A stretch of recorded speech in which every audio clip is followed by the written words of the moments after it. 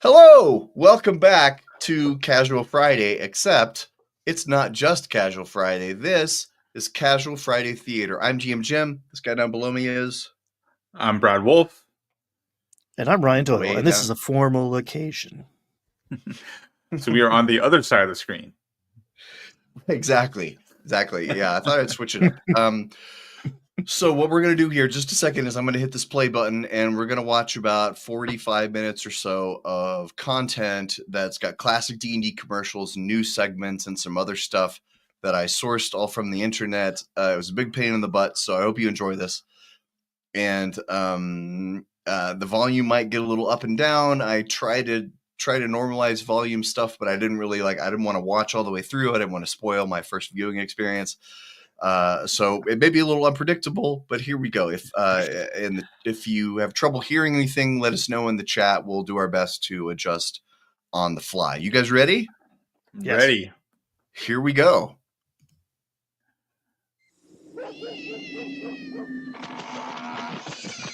Oh, creepy bat. I am Morley, the wizard, introducing you to adventure. It's Dungeon Fantasy Board Game. This Dungeon family Fantasy is on Board a Game. challenging adventure in a scary dungeon, seeking Scary. secrets guarded by strange and wonderful monsters. Take it from Morley, Dungeon and Dungeons and Dragons games from TSR play better. After all, we are the game wizards. Well, and that I We want was my start- cereal from that guy. I don't know why I like cereal. What do I do? well, it's because Okay, this is Advanced Dungeons and Dragons video game. all right, the cereal comic. I was thinking about this. I mean, you want cereal from a cartoon character because that was the thing back then. Tony the Tiger, Captain Crunch, Count Chocula, Blueberry, Frankenberry, right? Mhm. That they use cartoons to sell stuff to kids, and that was they're following right along. They made Maury the Wizard to sell you some Dungeon the board game and D&D.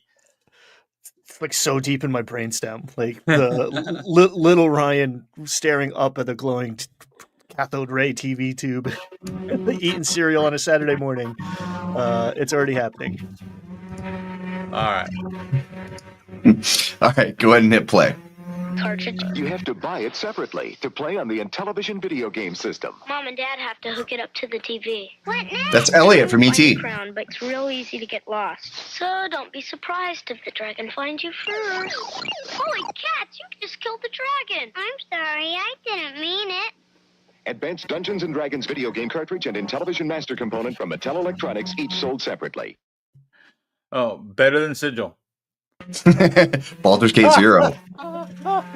Hey gang, fun fact, that's where Matt Colville's icon is from, right? That's That right. game? Yeah. Yep. Yeah. Mm. What is that? Why do I know this? Why do I know that key thing? Yeah, he had a friend of his recreate it back when he first started his YouTube channel. He recreated that little graphic. It was the key and the gate, right, from that game.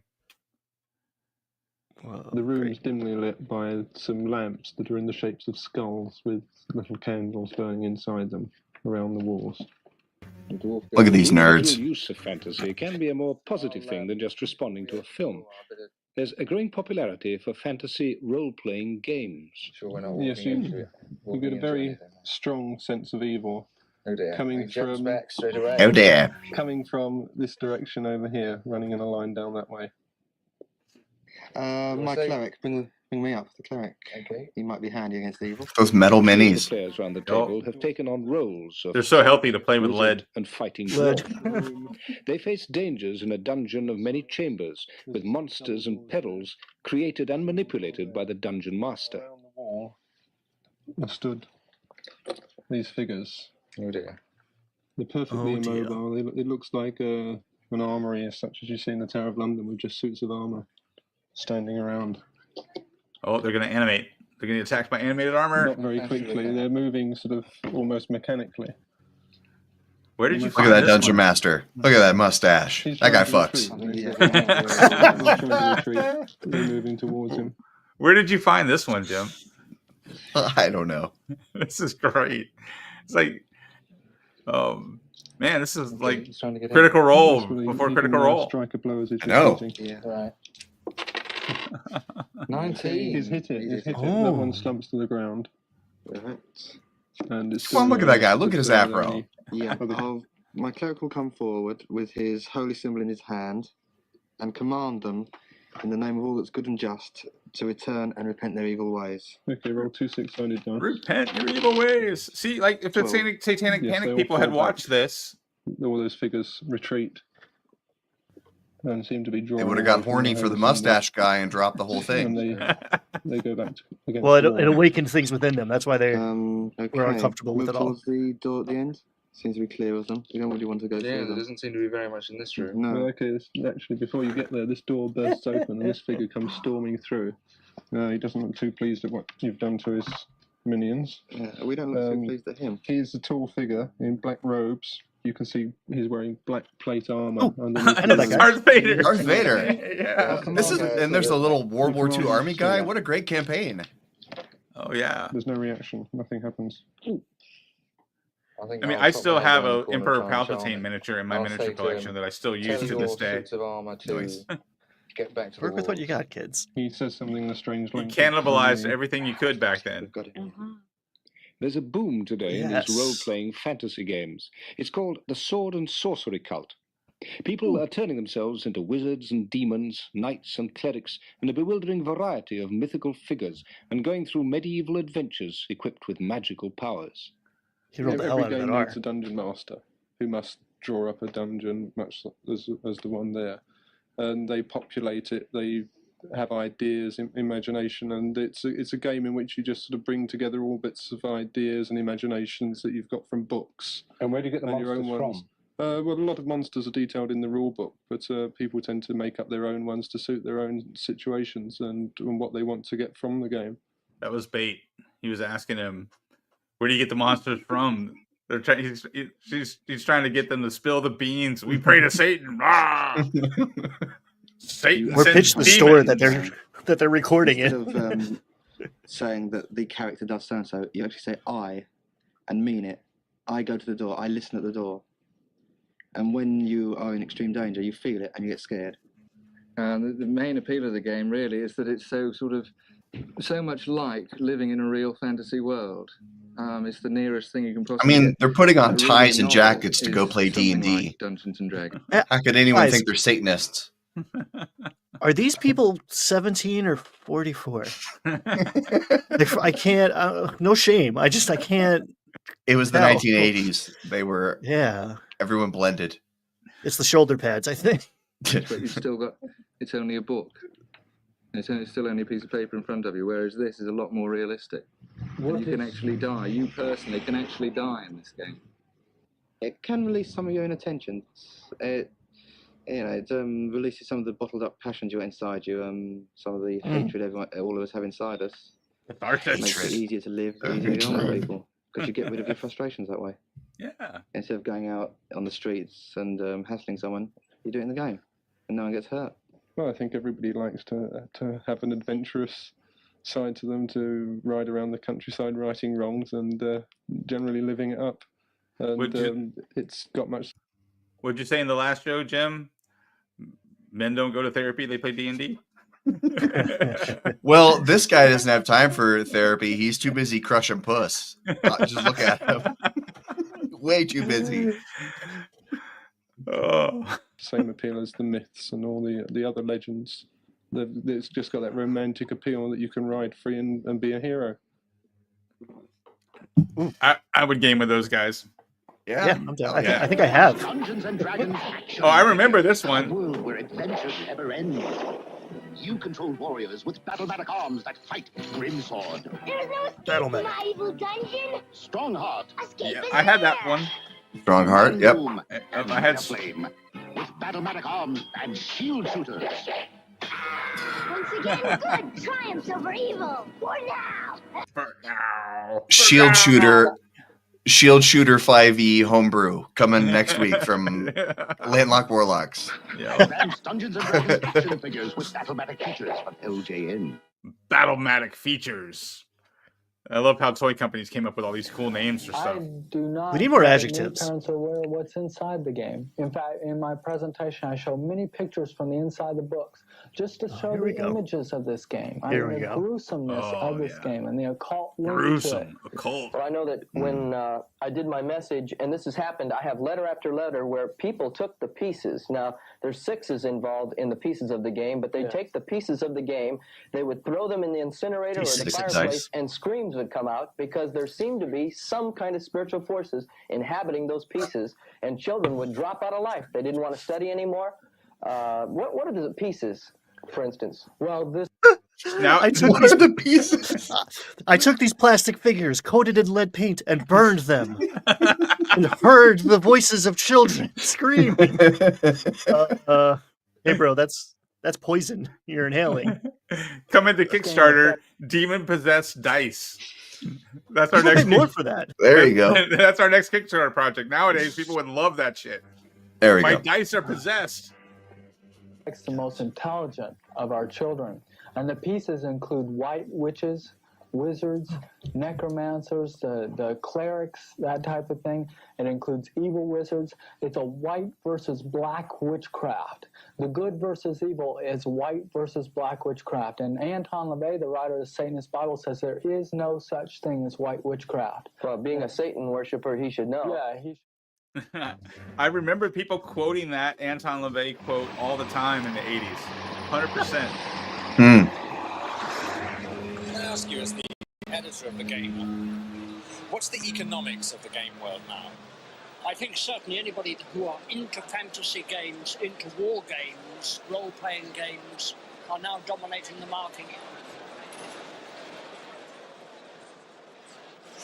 When did Dungeons & Dragons start in America? 1975, I believe. They are now a $22 million industry. So it really is one of the biggest growth areas. Gamma World. Game Very definitely so, yes. And there's a lot of dollars and a lot of pounds. Keep on the Borderlands. A lot of dollars, a lot of pounds. Secret of Bone Hill. All the good ones there. And so forth. Basic expert rules. In Fiend Folio a few back there. words, you can best liken fantasy role-playing to a cross Gary! between Let's Pretend, Cops and Robbers, and improvisational theater. In one of these games, an individual this takes the pan is, role like, of the so game slow. master. It's very dramatic. Dragons games, for example, the Dungeon Master. But yeah, And that's- the is that generic term Gary? is Games Master. That's Gary. And creates the that's world Gary. that the person or persons who are going to be playing the game operate in. It can be a modern-day setting. It can be a fantasy setting, a science fiction setting. Whoa, where's the camera going? Where are you going? Where are we going? Whoa, where are you going? So, again, in a Dungeons and Dragons game, we might have a dungeon master with 4 or 5 players. One might be a magic user, another a cleric, 2 fighters, and perhaps a thief. Beneath the tablet's guileful form, revealed by true sight, is hid the pool envisaging the 3 glooms of might.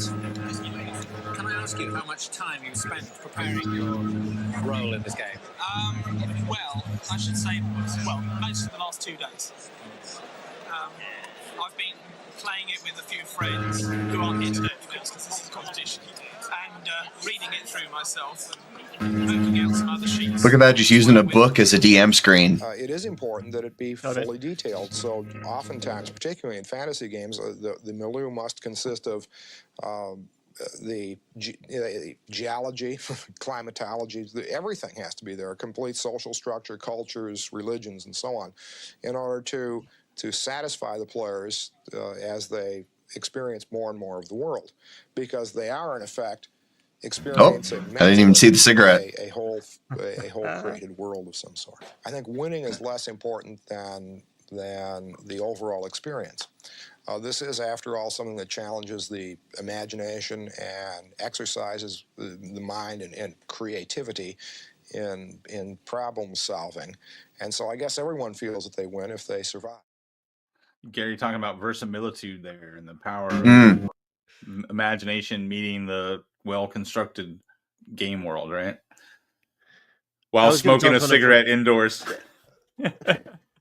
I was gonna dunk on him for talking about geology, and then I was like, "Oh no, I've totally been like, all right, what strata? This is probably slate." It's like, oh shit. Your dungeon master has placed you in a dreadfully precarious position. You're playing the most phenomenal game ever created. Your skin grows cold. I remember this one too. The enormous beast. It's a product of your imagination.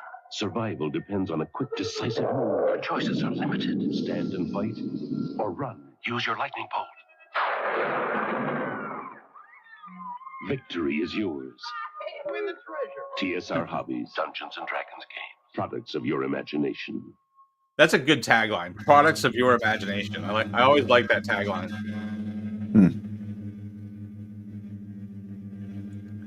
The game of Dungeons and Dragons has The been around since game the of early Dungeons 70s. and It's played by an Dragons. estimated 5 million people. It is also the target of a group of concerned parents in the United States who call themselves BADD, B-A-D-D, bothered about Dungeons and Dragons. The reason they are bothered is because Parents they were believe the game mad. has been involved in a number of murders Parents and were bad. suicides across the United States and now in Canada. At the trial of a 14-year-old boy who admitted to strangling a young Orangeville, Ontario girl and her brother, it was revealed the accused had been playing the game for 18 months, had in fact been a dungeon master of his own group for 5 months. Dungeon master.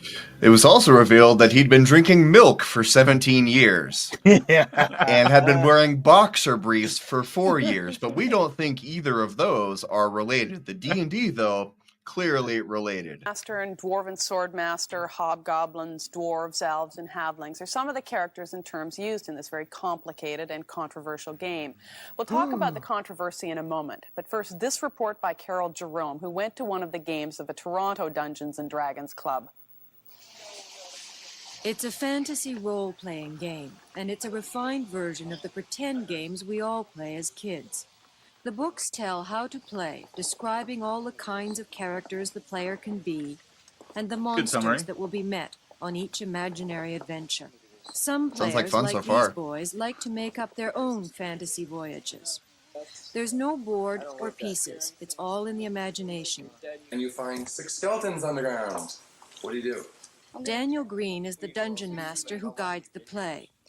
Can I do something? Yeah, hold it. I've rang of 2 wishes, and I'm going to wish that the door opens.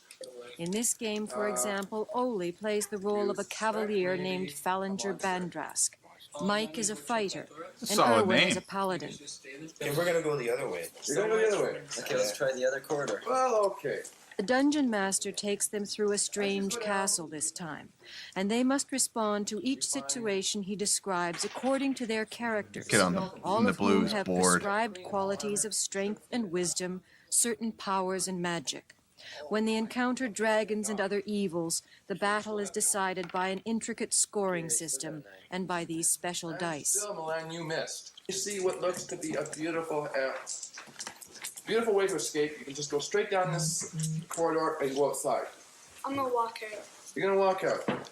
A black exit out of your game. These people have a lot of hair. Died, went into another Hey, man, yeah. multiverse, no longer Every one of them. I owe you. It is Used to be me. Forever destroyed.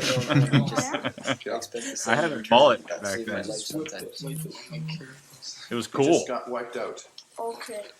It is not only the violence in the fantasies, but the quasi-religious character of the game, with mystic figures. See, here's who where we use take the holy dark water and turn. Magic spells, all woven in arcane language, like a secret society, that gives this game a special quality that captivates players and worries some others.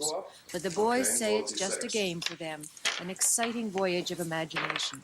5. Not quite. Because it is. The manufacturer makes some Oh my God, interesting she's right notes on there. this. It warns the players not to get themselves confused with their character rules. And it says that the point of this game is not winning and it's not killing. It's having the adventure. Each player wins by having fun, says the manual. So if you can have a good time, you win. You can have fun even if your character gets killed. And if that happens, don't worry. You can always make up another one. For Midday, I'm Carol Jerome. So she's reading from Mincer. That's the Mincer version, right? And Mincer's talking about, like, he's basically giving a warning about metagaming. Like, don't get yourself confused with your character. So he's talking about metagaming stuff, and she's turning that into some sort of psychological, like voodoo that this game can do to you. Like they're totally just so far out in left field, and they have no concept of what the game is actually about or how it's played, and and now they just make shit up. It's hilarious. But I hear if you throw your dice in your fireplace, they scream demonically. That's what they said. So, yep. I don't want my kids playing that. No. My mom was concerned about my soul for sure when I was a kid, but I was reading, and her dyslexic son was actually reading books, so she's like, yeah, maybe he doesn't need a soul.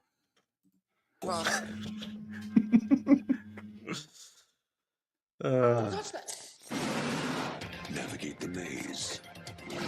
Going a little more modern here. Okay, yeah. This is the year 2000. Yeah. Incredible graphics. Don't you think that's just a little bit out of our league?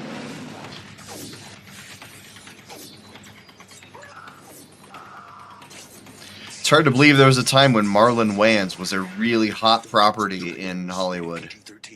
Yep. But it happened. It happened. That was Jeremy Irons, though, right? The villain. Yeah, Jeremy Irons, Marlon Wayans. Finish the maze, you win the prize. Let's play.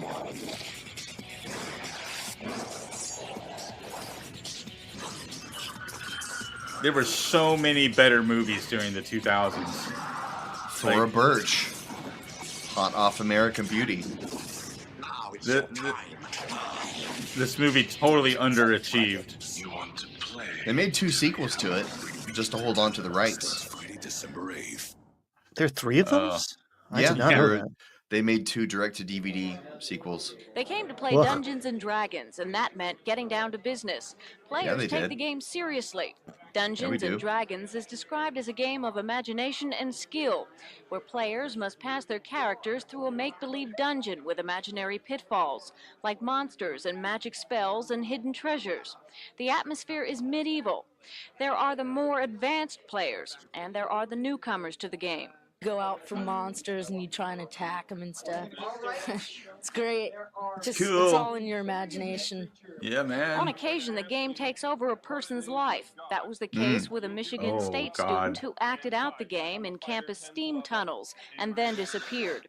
Matt Dallas. Oates is an avid player, but he knows the limits. James Egbert Dallas. It's not not a mental problem. Just fun once a week. The first official. That's Yeah. classic. All right, guy. We But see thi- you. That's cool. This guy's not crazy. He's not going to go into the steam tunnels and go mad. He's just wearing a gorilla mask. San Diego Dungeons and Dragons tournament was sponsored by a South Bay craft store. It was supposed to. I think we can all agree one thing they do have right is that it can take over a person's life. Yeah, for sure. Just me? Like- No? like any hobby. Yeah. Like any hobby. Oh, God. I just love the idea of like, is it all right if we interview you? Can I keep the mask on?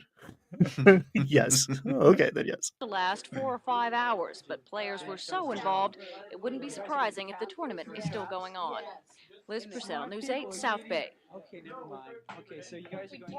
Yeah, this is exactly right. No one's mentioning Call of Cthulhu, which was a much darker game that people were playing at the same time, but D&D got all the attention. Popular with children anywhere from grammar school on up.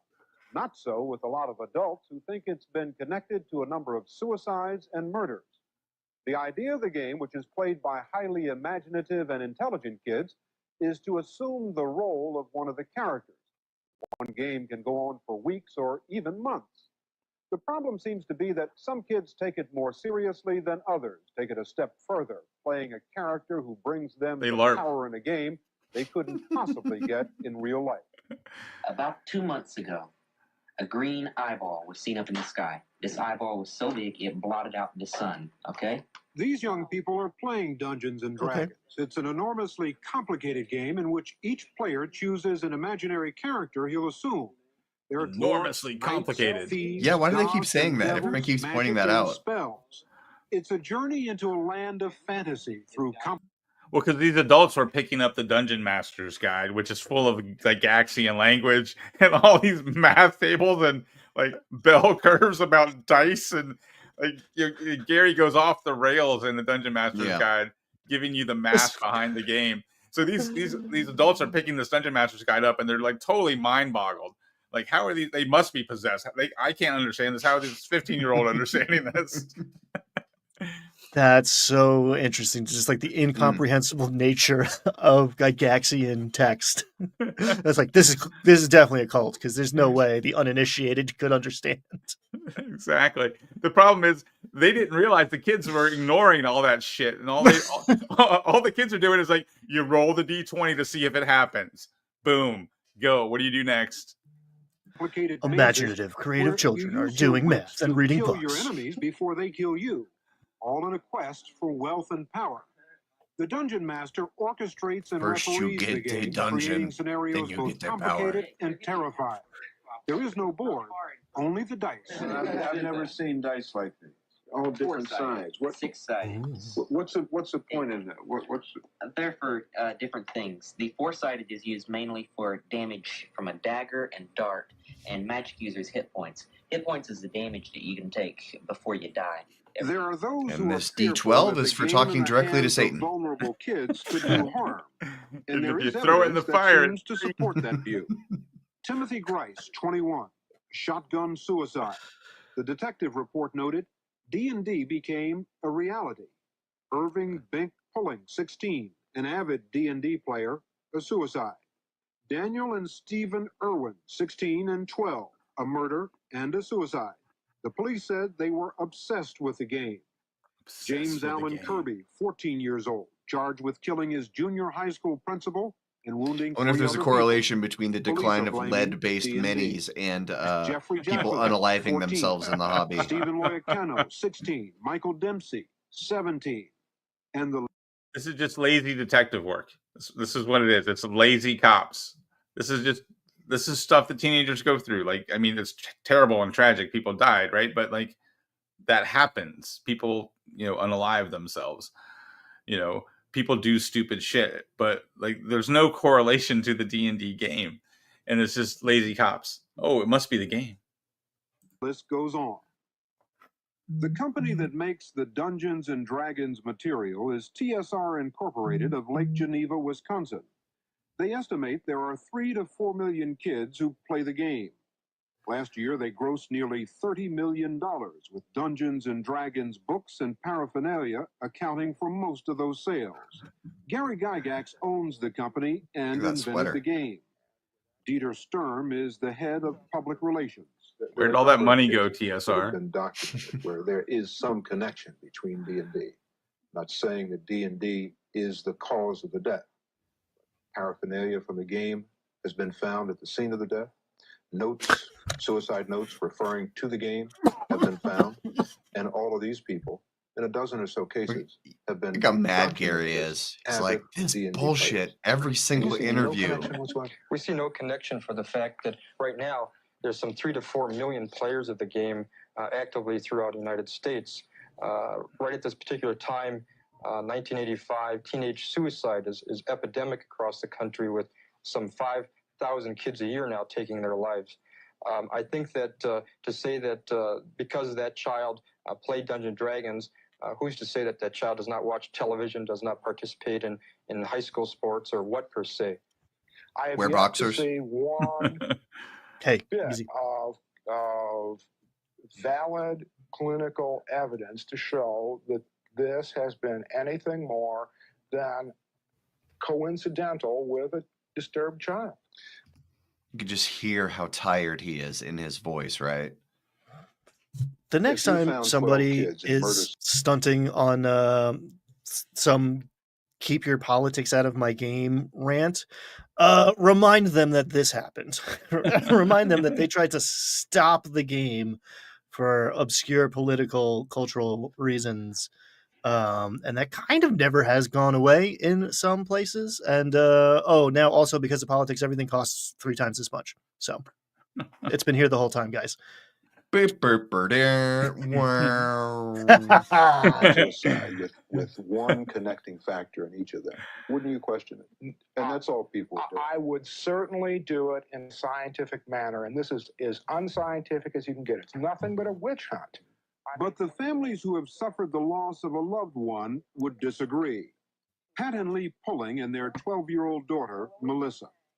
The Pullings came home one night 3 years ago and found Bink, their son, dead on the front lawn of their home in Montpelier, Virginia. He had shot himself through the heart with his father's handgun. Until that night, they had never heard of the game Dungeons and Dragons. Then they began looking through his things. We went into the kitchen, and there on the table were what we thought were just regular composition books with schoolwork in it, and much of the Dungeons and Dragons material, along with this curse he had received in the game that day that he died. The curse that was placed on Bink's D&D character began, "Your soul is mine. I choose the time." In a letter that he left, Bink said he had been summoned to kill himself because he was evil. It was obvious through his writings that he felt he had assumed this character. But what I couldn't get into my mind was, is it possible? How could anybody do that? How could a 16-year-old that is smart, intelligent, why would they believe that they were something in a game? And why would they kill themselves because somebody else said to do it? Your son was well-adjusted? Always. He had never had Yeah. psychological problems. He was healthy, even He was physically perfect in healthy. every way until he started playing D&D. He was so well adjusted, and we were such good parents that we just assumed these notebooks were full of schoolwork. It wasn't until after he died that we even knew he played D&D, right? Like, I can't imagine who convinced this poor child that they were evil. Yeah.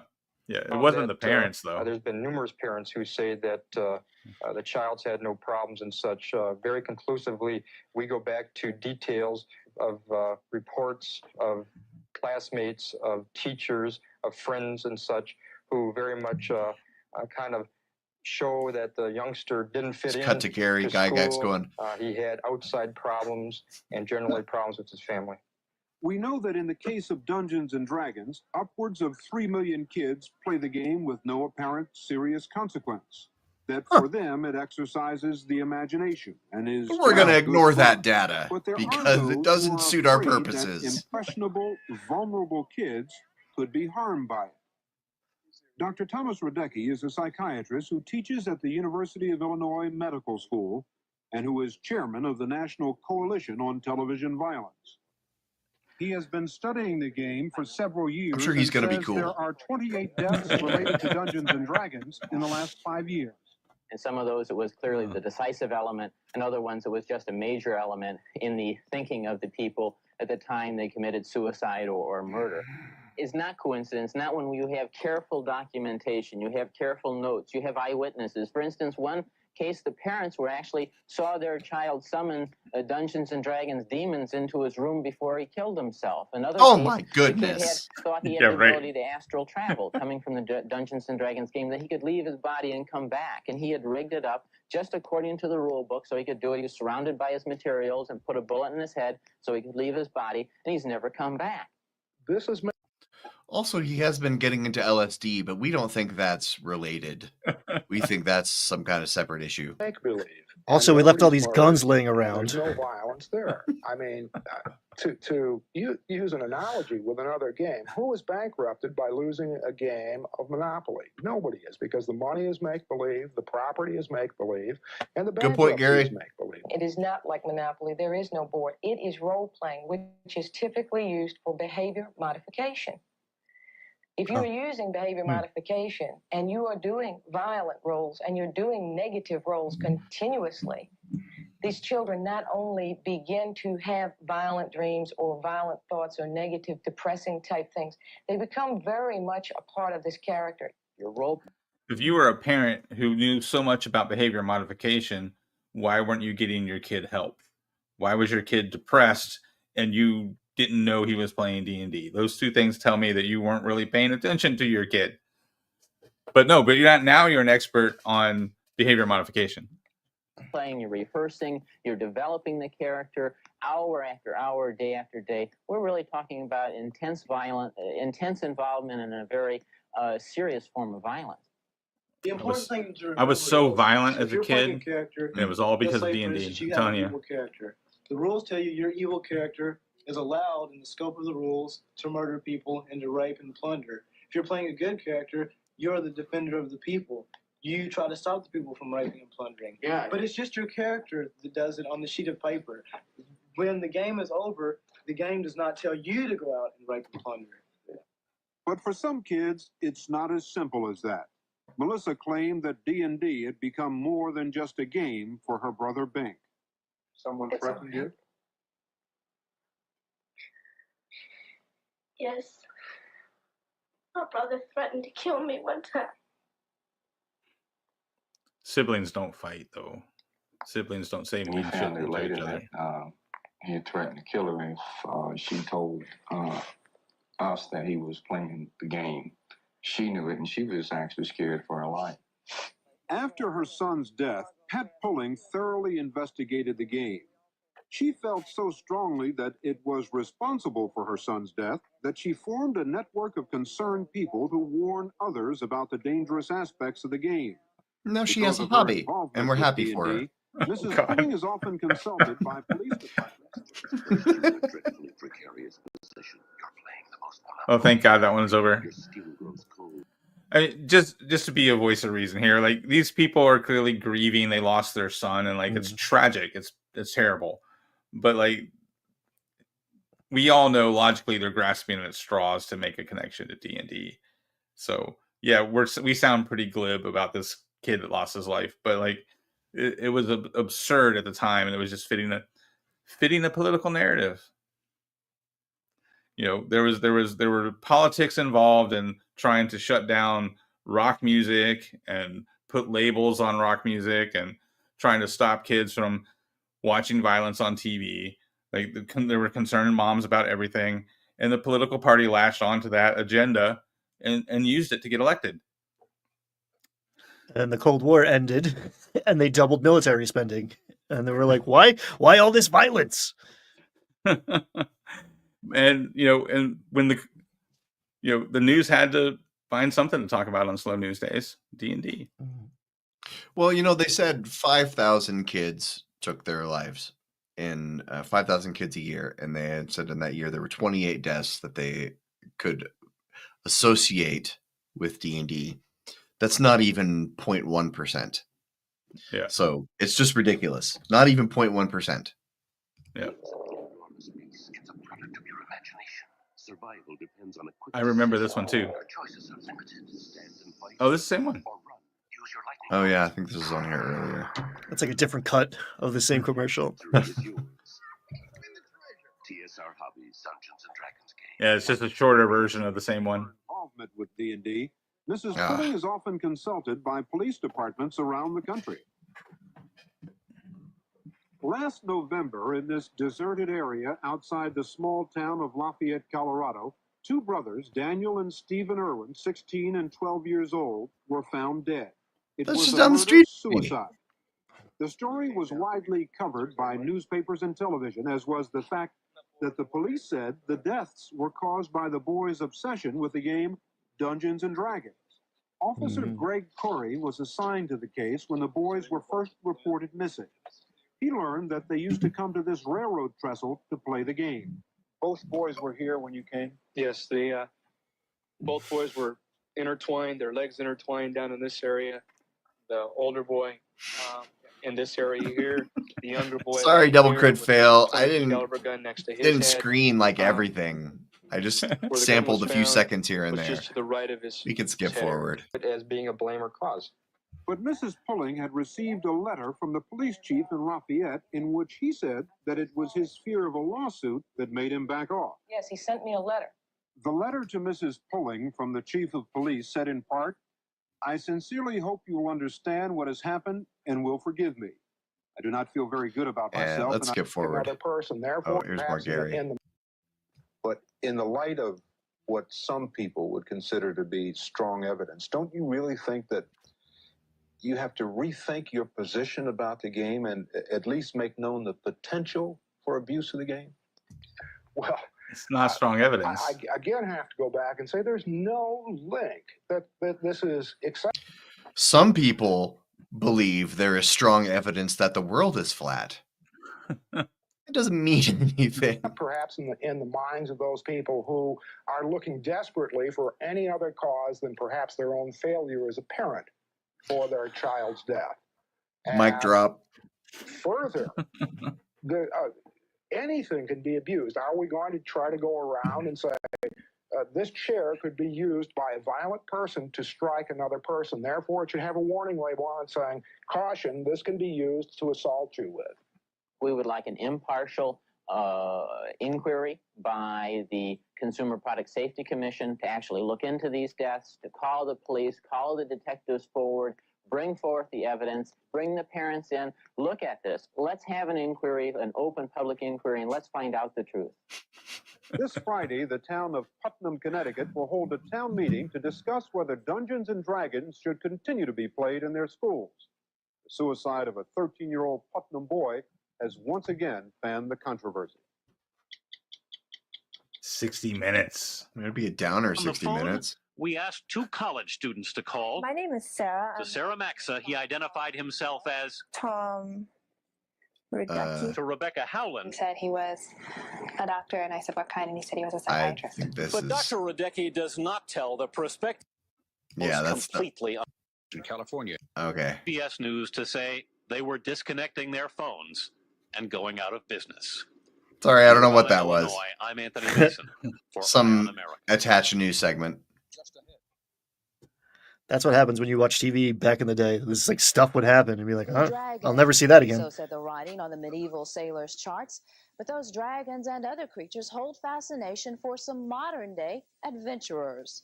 Amanda, Dungeons and Dragons is a nationwide phenomenon involving some 3 million players. Sales for this year are projected at $27 million. And less than 0.01% of them kill themselves. Be a flash in the pan, big thing one season, and then fade out to nothing. We find that it's something that's been growing and growing and growing. It's magical, mystical, and it's mesmerizing the young people and adults across the country. It's a form of low-cost adult fantasy. Ted Haines, fighter. Can be found on virtually every campus from junior high right through college, and neighborhood groups have formed. And some of the bad things that happen in D&D games come from players who are too attached. And D&D is not without its critics. They like to cite an incident in Chicago a few years back when a missing youth allegedly involved in Dungeons and Dragons was found dead in a sewer. Some fundamentalist ministers in California have asked that the game be banned. They claim it's the work of the devil. One of the things I assure my characters is that they have to realize the characters are part of them, not the other way around. But D&D fans far outnumber their critics. Some enterprising teachers, as a matter of fact, have even started scheduling games after school, relating the skills required to play to basic courses. And it's even responsible for Ken and Julie Stewart's marriage. They met playing Dungeons and Dragons at a tournament a year ago. Well, if we hadn't been playing and been interested, there would never have been any other opportunity for us to meet. That's right. Participants build their own characters, determining not only abilities and weapons, but their alignment with good and evil. And then they enter the fantasy world created by the Dungeon Master. Dungeon Master is the referee, the creator, a quote-unquote god of his world. Yes. He is... I say that to open every session. In all respects, I am God. monsters and creates the scene and the people and everything. But he also has to play the players through and let the players destroy that world, kill all his monsters. Breaking news.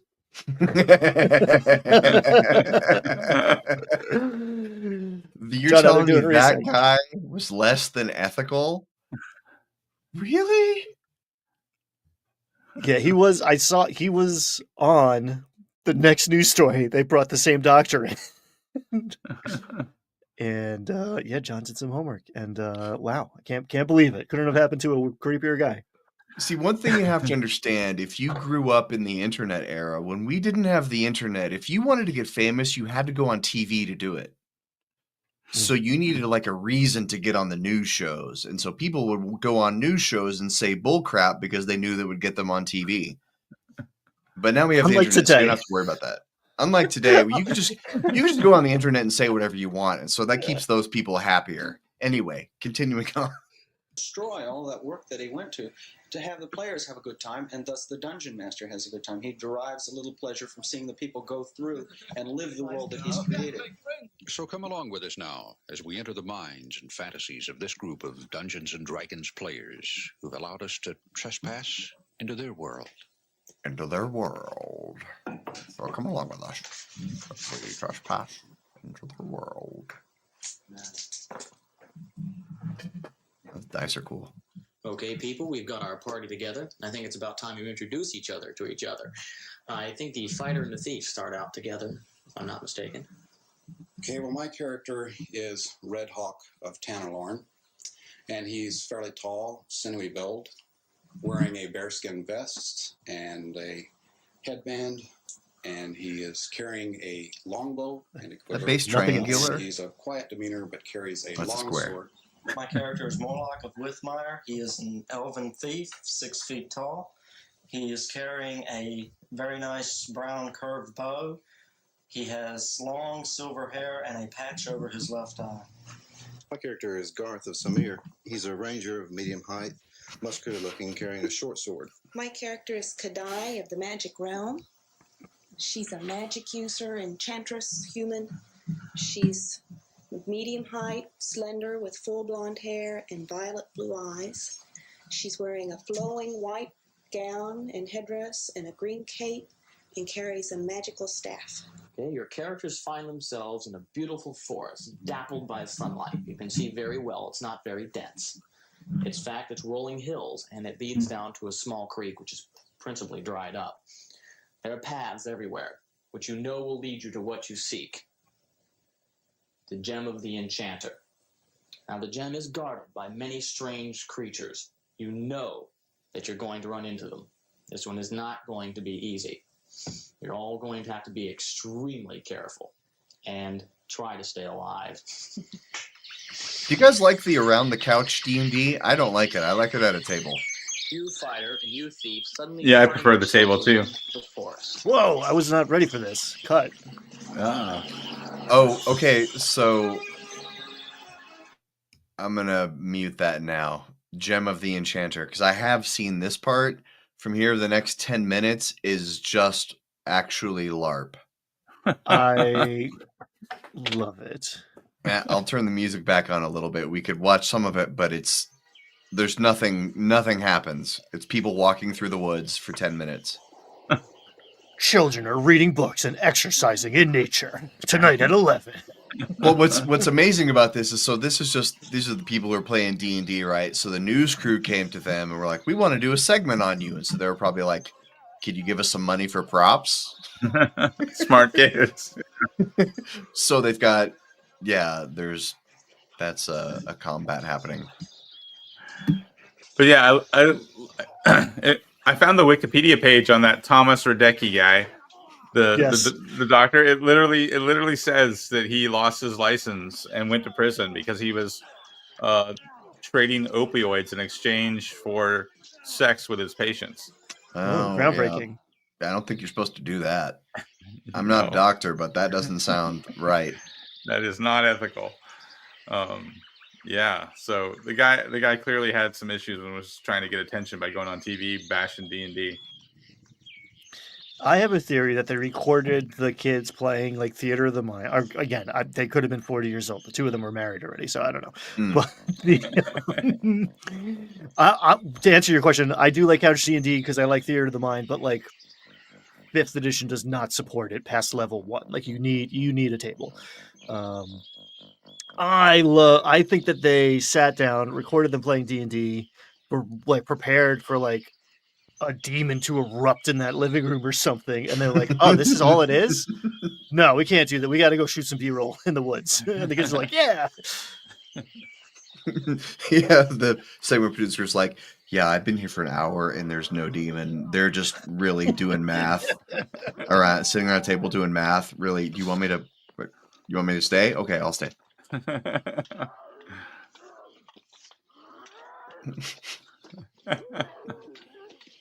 Oh. The alternative is that these are paid actors hired to do this, which seems more far-fetched. Yeah, I really don't know. Is this supposed to hook us and make us want to play D&D? Because this isn't what it is. Special effects. Yes. That's what magic. Listen to that sound effect. Yeah. Yeah, that's magic missile right there. Kaboom! Look at that fireball. Whoosh! 8d6. Roll a deck save. What do you got? Nothing failed.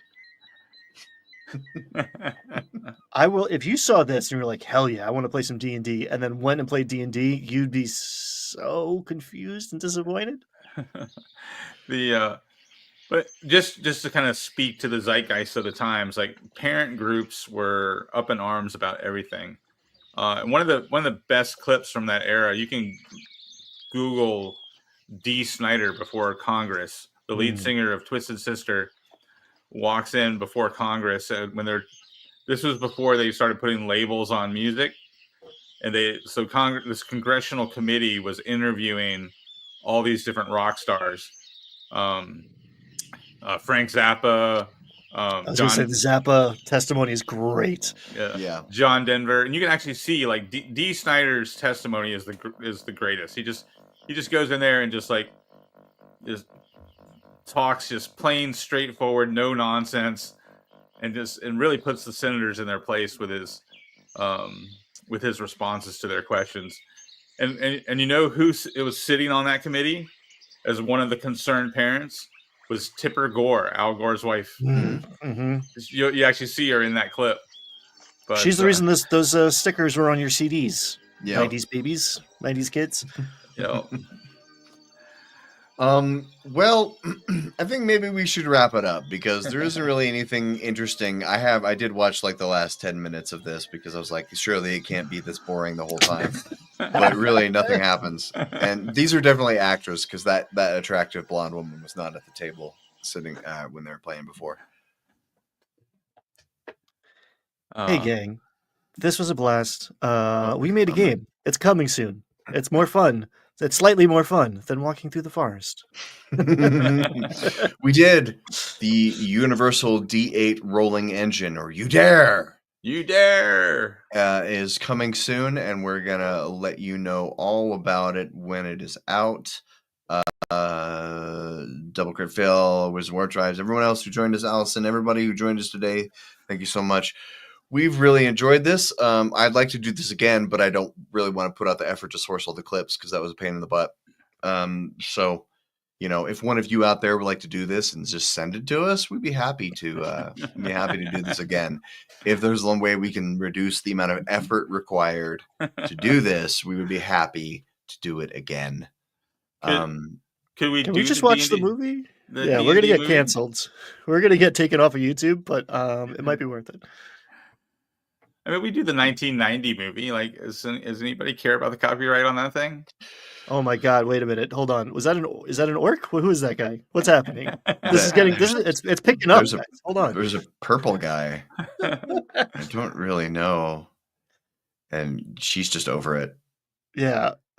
Sorry, I got distracted by the green guy getting shot. I don't know what the pink. There's red skull. Oh, he's like a sand people from Star Wars with the thing sticking off his head, like the little look like mini Afro puffs, kind of look like little corn puffs. Sand people, right? Sand people is pejorative. They're called Tusken Raiders. Oh, I'm sorry. Now we're definitely getting canceled. Oops! Oh no! Don't at me. Well, hey, thank you for watching, and I hope you enjoyed this. And we're gonna see you around soon. And I'm Jim. That's Brad. Down there is Ryan. And let's come back over here for a second so we can say our proper goodbyes. Thank you for watching. And I'm really glad the guy stopped mowing or trimming the hedges outside because I was going to lose my freaking mind.